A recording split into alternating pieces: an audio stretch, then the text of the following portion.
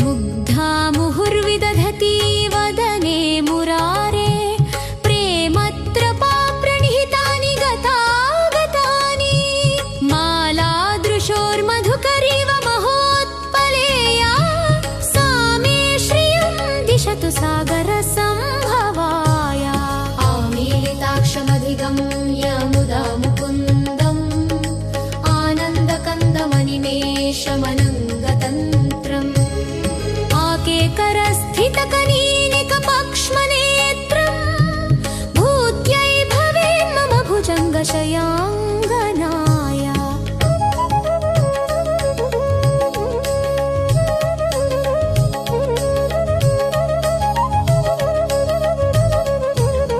बाह्वन्तरे मधुजितः श्रितकौस्तुभेया हारावळीव हरिनीलमयी विभाति कामप्रदा भगवतोऽपि कटाक्षमाला कल्याणमावहतु मे कमलालयाया कालाम्बुदाळीलितो रसिकैतभारे धाराधरे स्फुरति या तटिदङ्गने वा मातुः समस्तजगतां महनीयमूर्तिः भद्राणि मे दिशतु भार्गवनन्दनाया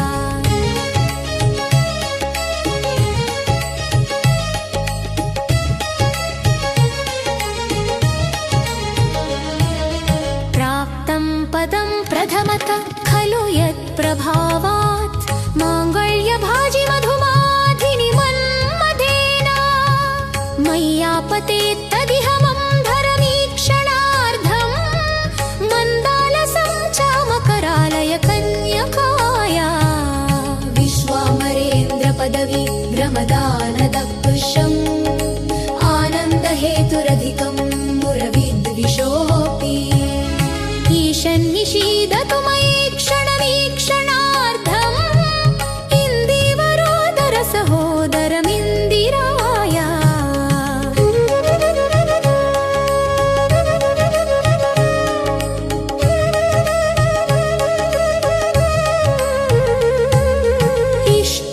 इष्टाविशिष्टमतयो इति ययादयार्द्र दृष्ट्या त्रिविष्टपपदं सुलभं लभन्ते दृष्टिप्रहृष्टकमलोदरदीप्तिरिष्टं पुष्टिं कृषिष्टा मम पुष्करविष्टरायः दद्याद्दयानुपवनो द्रविणाम्बुधारा मस्मिन्न किञ्चन विहङ्गशिशौ विषण्णे दुष्कर्म घर्ममपनीय चिराय दूरं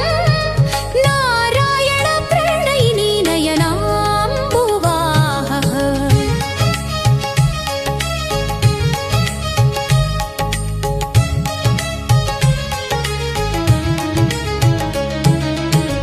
गीर्देवतेति गरुडध्वजसुन्दरीति शाकम्भरीति शिशिशेखरवल्लभेति सृष्टिस्थितिप्रलयकेलिषु संस्थितायै तस्यै नमस्त्रिभुवनैकगुरोस्तरुण्यै श्रुत्यै नमोऽस्तु शुभकर्मफलप्रसूत्यै रत्यै नमोऽस्तु रमणीयगुणार्णवायै शक्त्यै नमोऽस्तु शतपत्रनिकेतनायै पुष्ट्यै नमोऽस्तु पुरुषोत्तमवल्लभायै नमोऽस्तु नाळीकनिधाननायै नमोऽस्तु दुग्धोदधिजन्मभूम्यै नमोऽस्तु सोमामृतसोदरायै नमोऽस्तु नारायणवल्लभायै नमोऽस्तु हेमाम्बुजपीठिकायै नमोऽस्तु भूमण्डलनायिकायै नमोऽस्तु देवादिदयापरायै नमोऽस्तु शारङ्गायुधवल्लभायै नमोऽस्तु देव्यै भृगुनन्दनायै नमोऽस्तु विष्णोरुरसिस्थितायै नमोऽस्तु लक्ष्मी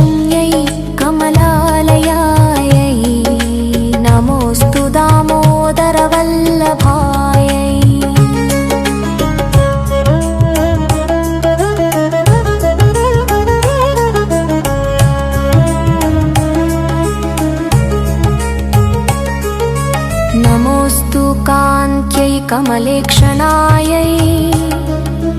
नमोऽस्तु भूत्यै भुवनप्रसूत्यै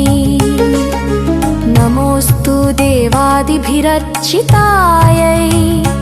नमोऽस्तु नन्दात्मजवल्लभायै सम्पत्कराणि सकलेन्द्रियनन्दनानि साम्राज्यदानविभवानि सरोरुहाक्षि त्वद्वन्दनानि दुरितोद्धरणोद्यतानि